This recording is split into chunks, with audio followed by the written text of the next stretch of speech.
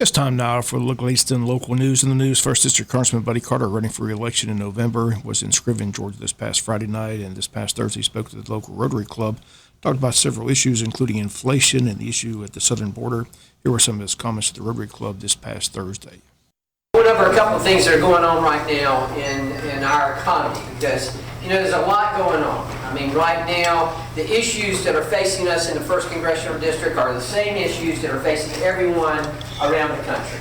Inflation, the price of gas, crime, the southern border, our weak leadership that has caused us to lose respect on the world stage.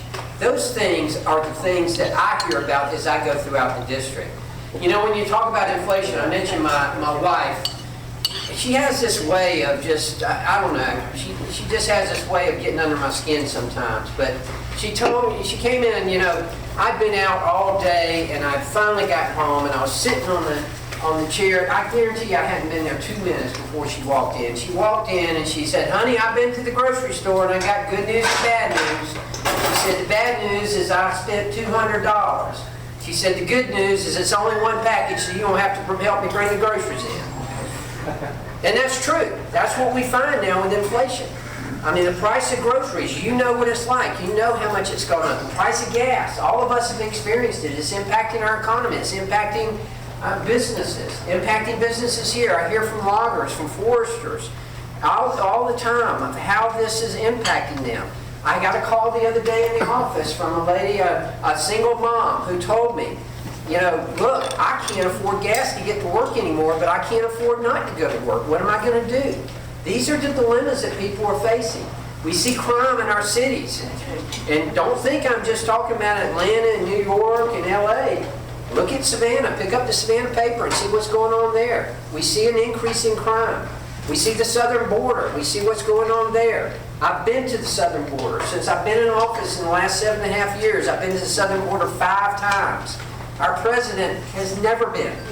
Not while he was a senator, not while he was a vice president, not while he's been president. I've been 5 times in the last 7.5 years. I just got back a couple of months ago, and I can tell you, it has not improved at all. It is still chaotic down there. It is still a disaster. And once again, those comments of Buddy Carter this past Thursday at the Rotary Club. Again, Buddy Carter in campaign mode. He seeks another term in Congress in Washington, D.C. On the ballot in November, has opposition from Democratic candidate Wade Herring. Once again, that race to be decided this November. This summer, Americans hitting the highways and grocery stores are feeling the burn of inflation, with U.S. consumer inflation reaching its highest level in more than 4 decades.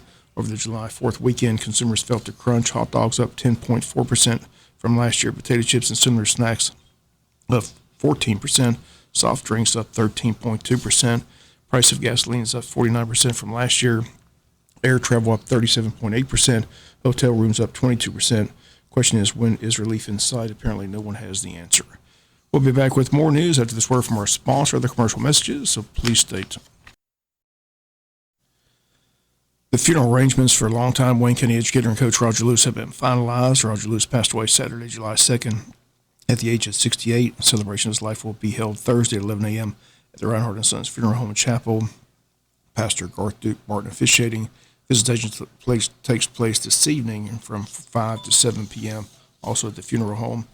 Wayne County native, a longtime member of Epworth United Methodist Church, longtime educator and elementary school principal, avid sports fan, member of the 1967 state championship baseball team, played college ball at Brunswick Junior College, coached boys baseball and girls softball for 35 years, coaching in Lyons, Long, and Wayne counties.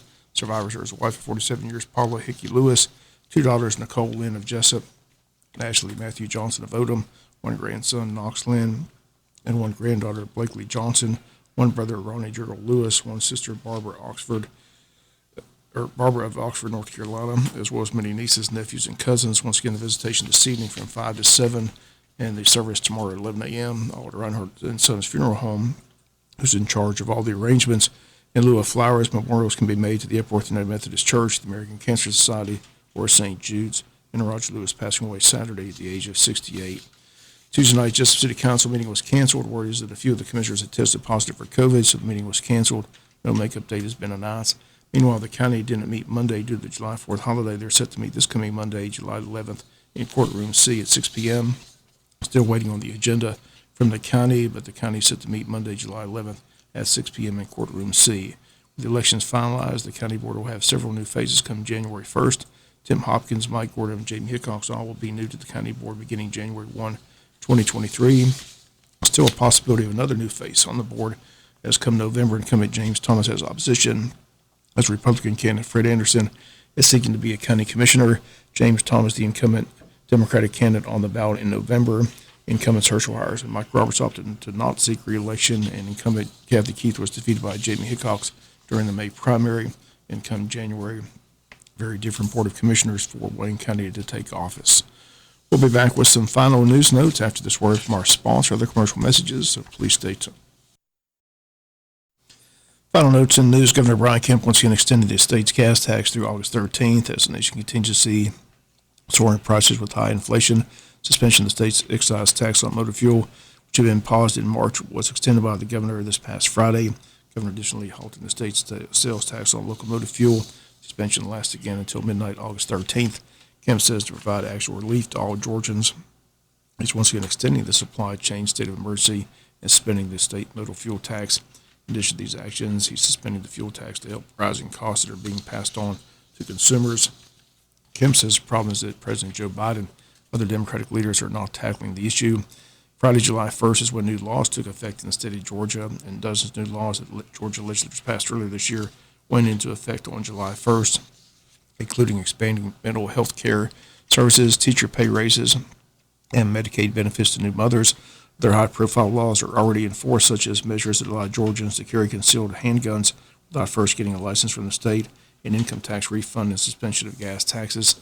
Teachers received that $2,000 pay raise which was passed in the $30.2 billion budget for the fiscal year, which again began this past Friday. That's going to do it for the latest in local news. Sports comes your way in a few minutes. Bob Morgan, have a great day.